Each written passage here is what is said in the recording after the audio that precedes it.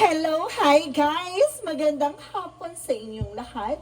This is Chin Rodriguez, mamaya sa channel, a faith healer, also matarder. So ngayong hapon, natatagan natin ang sabihin sa iyo ng ating mga gabay. So this is a weekly gabay for the month of March 22 hanggang March 28 for the sign of Aquarius. So Aquarius, welcome to my channel. Ano kayang messages, advices ng spirit guides ang ating masasaga for today's video? Kanino makayang energy or kaganapan sa buhay ng mga Aquarius ang ating mahagilap. So guys, this reading is a general reading lamang, hindi lahat makaka-resonate. Kunin lamang po ang makaka-relate sa inyo and comment down below kung kaninong energy ang ating nasagap. And of course, don't forget to like and subscribe my channel and hit the notification bell for more videos update. Kasi maraming salamat po sa mga walang sawang pagsuporta sa aking channel. Lalo na yung hindi nag-i-skip ng ads. Naway pagpalain kayo ng Diyos at may kapal, siksik, liglig, nag-uumapaw na biyayang manong balik sa inyo. So guys, let's see what is the messages for you ng ating mga angel spirit.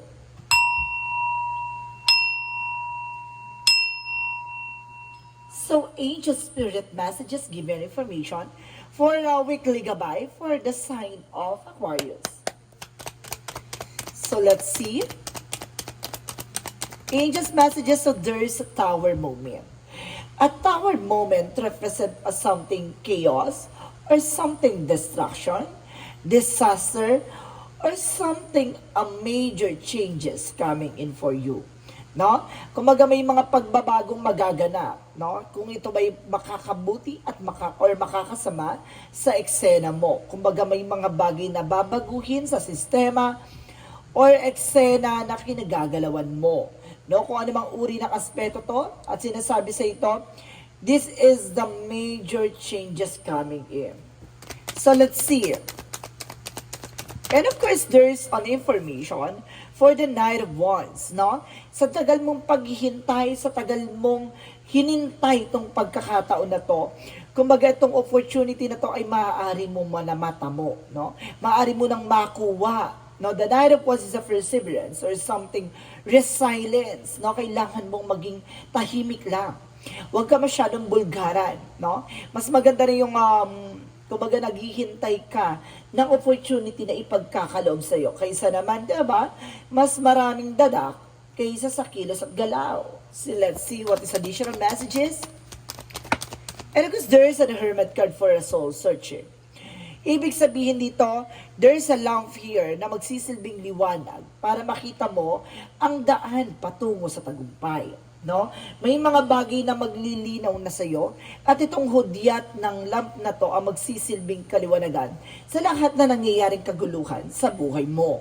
No? Kumbaga, the Hermit is a spiritual journey or spiritual enlightenment na binibigyan ka ng pangunawa, kaliwanagan sa bagay-bagay na nangyayari sa kasalukuyan. So let's see what is additional messages. And of course, guys, there is a Ten of Pentacles for a long-term success. Ibig sabihin dito, it's either may minana ka or yung sistema ng iyong family pagdating sa business ay iyong sinusundang mga yapak, no? Kumbaga ikaw din, baka pagdating sa pamilya nyo, maaaring marami kayong mga business or something na nagbibigay ng financial resource of income, gano'n. Kumbaga sinasabi dito na maaring maging malago din or magkaroon ka ng secure financially, no? So let's see what is additional. So there's a High Priestess for the hidden agenda or hidden enemies. So there is a High Priestess for a mystery, secret reveal, and truth reveal. So this is a TOR na pinapakita dito na mayroong something, papers na kumbaga maaaring hinihintay mo, no? So let's see what is additional messages for angel spirit. So there's a Five of Cups. So something regret or something disappointed. No?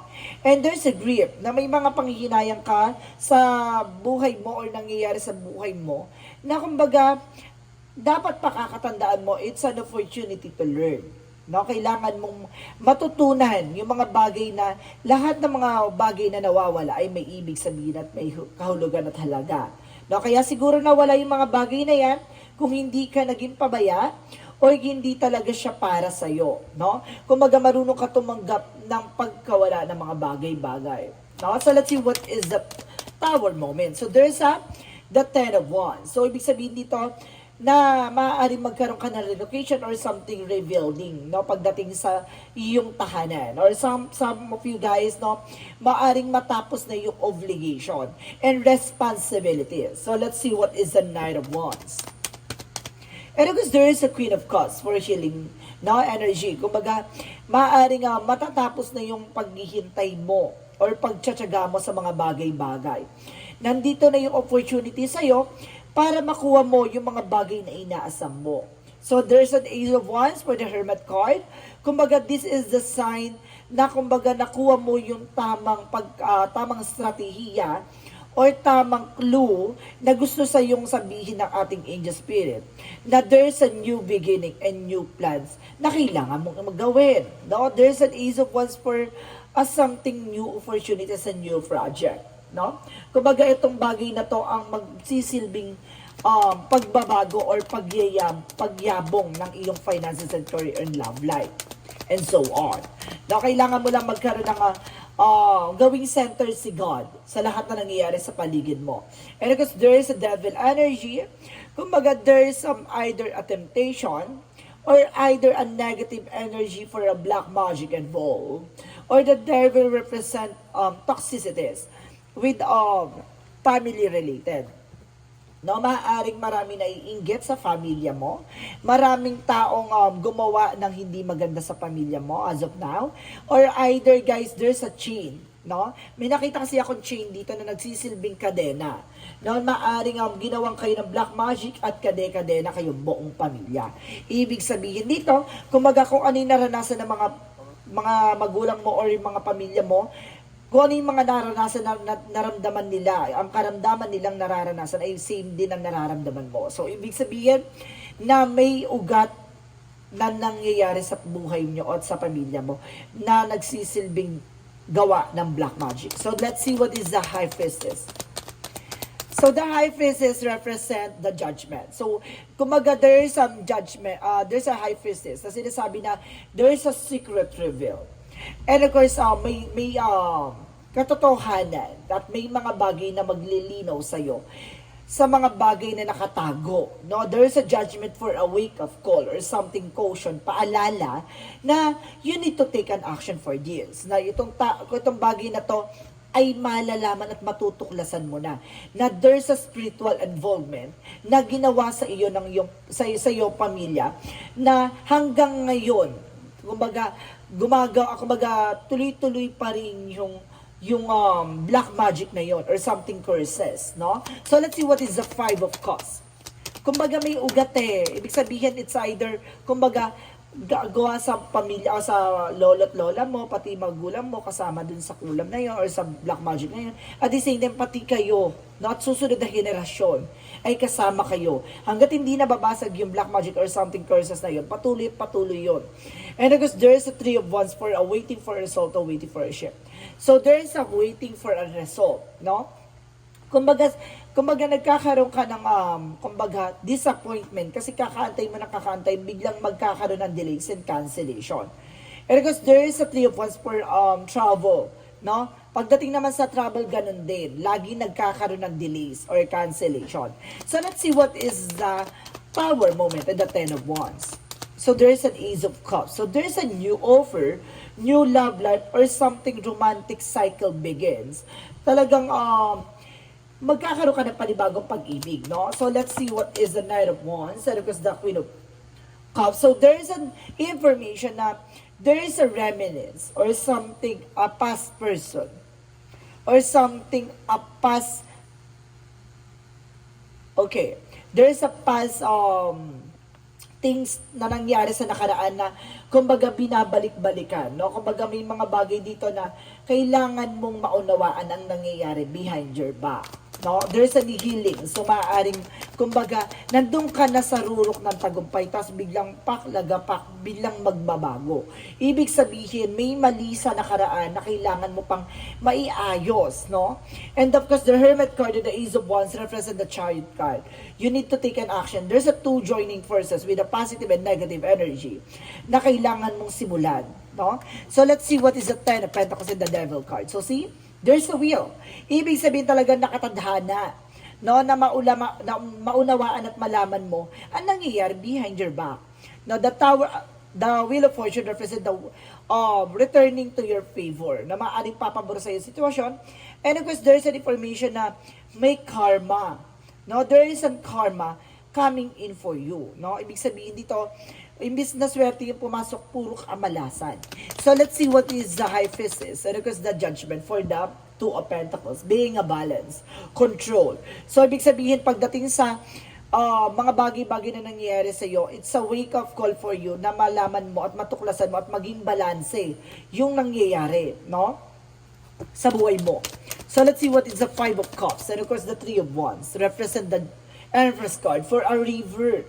No, dito mag-uumpisa, dito mo maibabalik ang sigla ng inyong pamumuhay.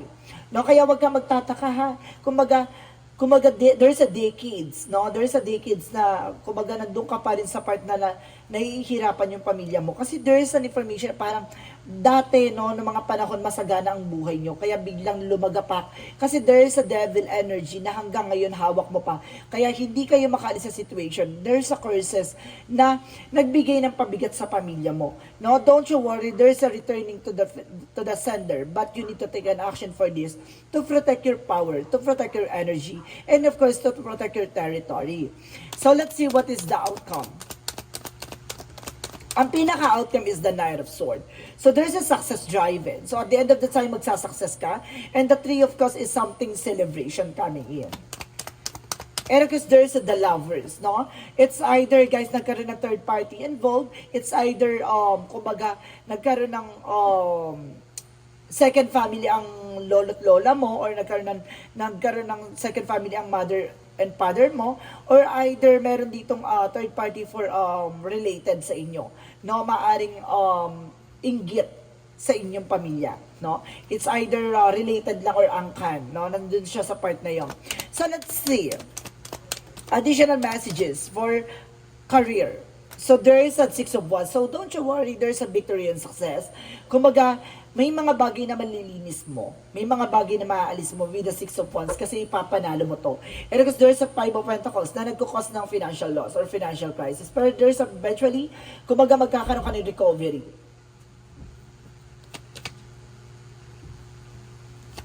So let's see additional messages for love life. So there is a Five of Swords in reverse. So there is a fair fight. So patas naman daw ang laban pagdating sa love life. And of course, there is a King of Wands by control. No, kumbaga nandito yung kontrolado mo, kumbaga patas naman yung eksena, don't you worry. No, siguro, ginawang kayo ng eksena nito pagdating sa health and finances.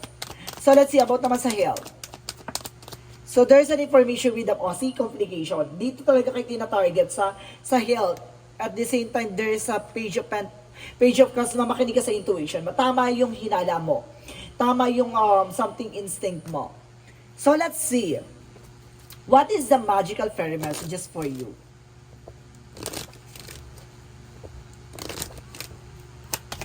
For magical fairy messages for you is holiday.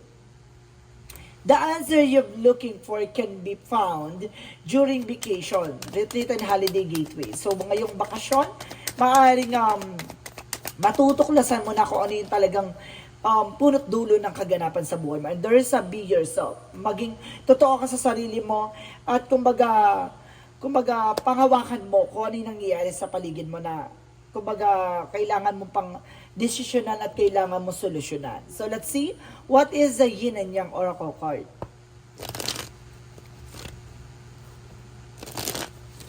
For Yin and Yang Oracle card represents decision. See, I told you so. Talagang there's a decision, no, that you need to make. And because there's, I told you so, there's a memories. Talagang meron tungkol sa nakaraan, no? May tungkol talaga sa there's a past situation. So let's see. O either fast person. And there's a fate. See, there's a divine intervention. Paalala sa iyo ng divine na there's a fate. Sinusubukan ng pananampalataya at tiwala mo. And there is an ego and pride, vanity. So, ibig sabihin dito, iwasan mo na yung mga bisyo, yung mga walang kabuluhan, no? Yung mga, ibig sabihin, drama, ganun. Iwasan mo na rin yun. So, let's see, what is additional messages for angel spirit? For Archangel Michael, messages. For Archangel Michael, messages for you is a let go of fear. Now, kailangan mo alisin yung takot at pangamba mo ngayon. At the same time, keep your eyes on your target intention. So, ibig sabihin na tumutok ka kung ano ba talaga intention mo sa eksena mo, kung ano ba yung gusto mo, o hangarin mo or plano mo sa buhay. Pero kasi nasa dito, make a commitment. So, ibig sabihin dito, kung gusto mo yung ginagawa mo at kung gusto mo talaga masolusyonan, kumbaga, alamin mo yung punot dulo at alamin mo kung ano yung nangyayari behind your back. So, let's see what is the chakra messages. For the chakra, so there is a growth. See, I told you, may ugat. Oh, di ba? See, may ugat oh. May ugat ng nangyayaring kaguluhan sa buhay mo. One more card, please. So there is a grief. Kaya nagkakaroon ka na disappointed. No? Kung magaganon, disappointed or something rejections, and there's a fate. See, I told you so, guys. Talaga sinusubukan ng pananampalataya at tiwala mo. So, let's see what is additional messages for angel spirit, guys.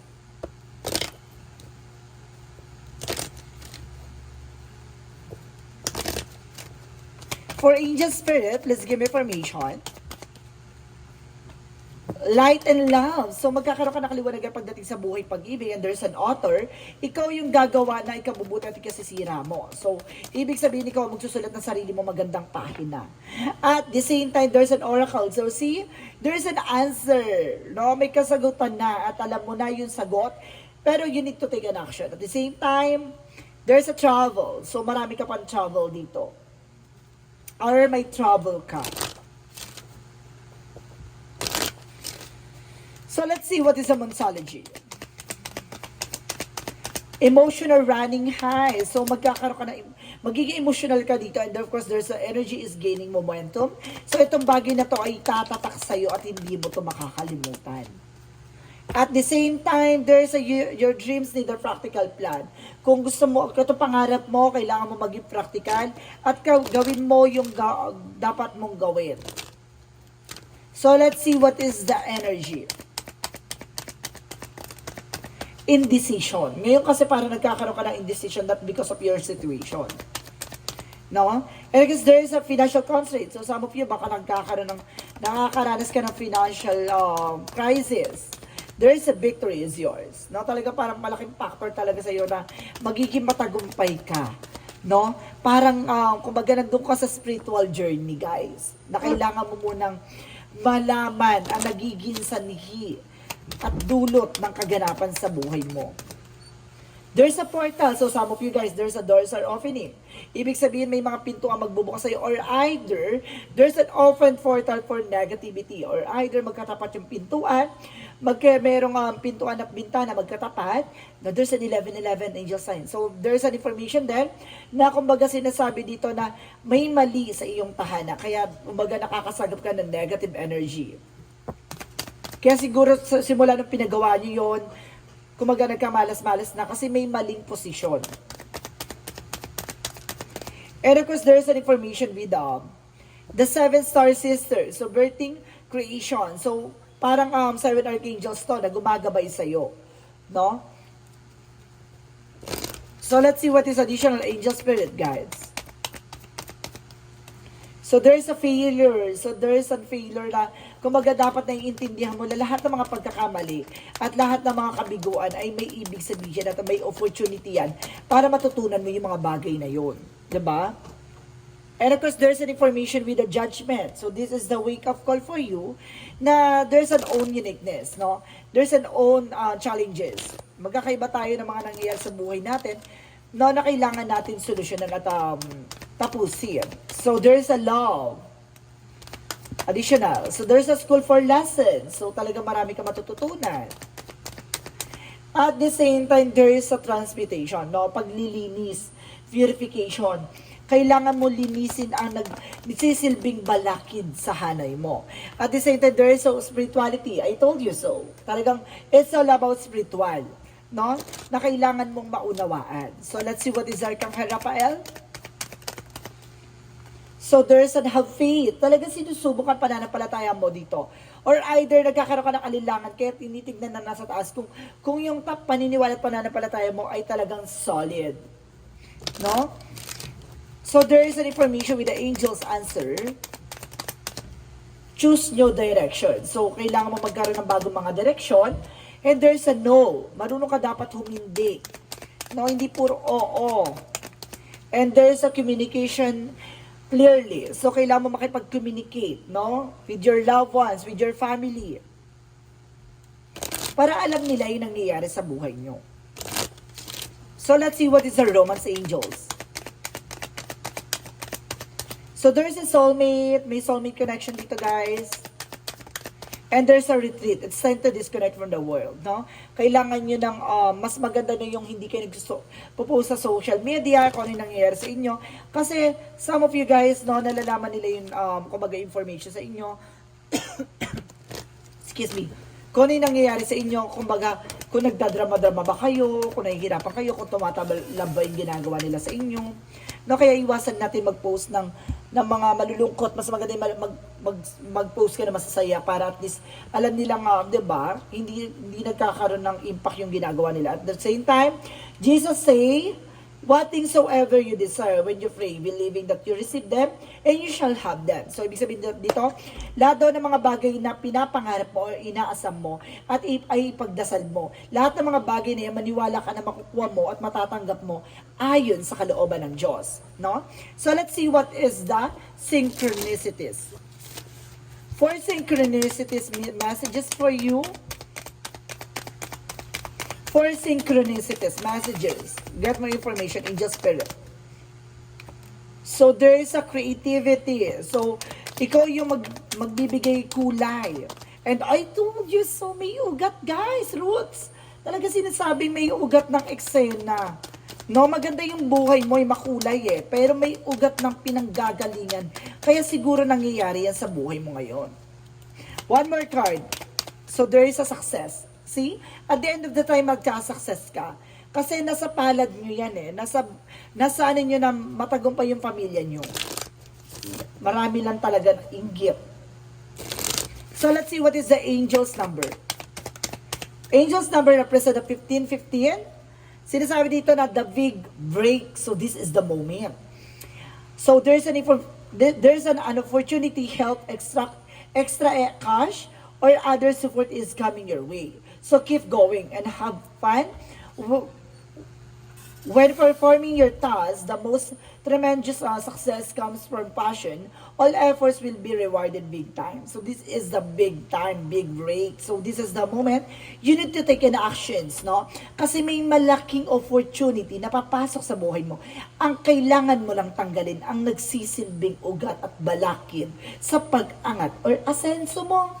So let's see what is the messages of life. Messages of life represent Master of Life. So, sinasabi dito, I dedicated my strength to the divine with me.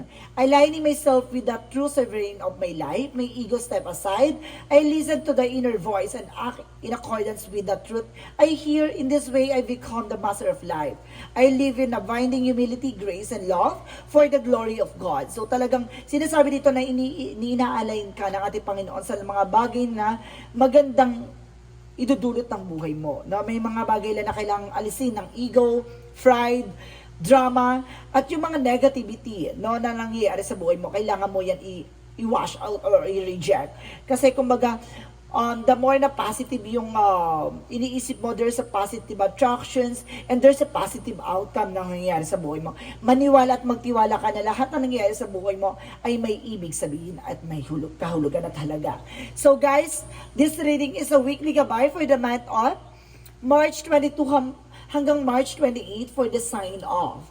Aquarius. So Aquarius, maraming salamat for this wonderful reading.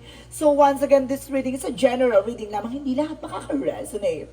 Kunin lamang pa makaka-relate sa inyo and comment down below kung kaninong energy ang ating masaga. Maraming salamat guys and see you in the next video. Bye-bye and babush!